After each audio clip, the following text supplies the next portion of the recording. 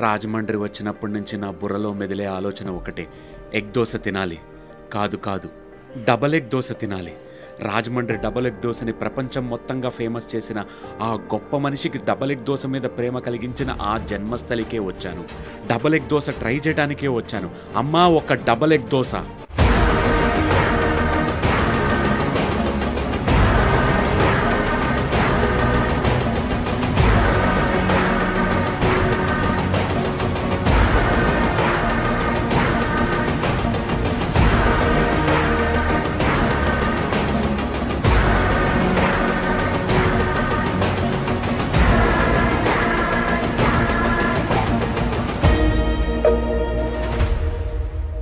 రాగాలే గుండెలోన పొంగుతున్న ఈ వేళ, ప్రియ గానాలే కన్న ప్రేమ దోచుకున్న శుభవేళ.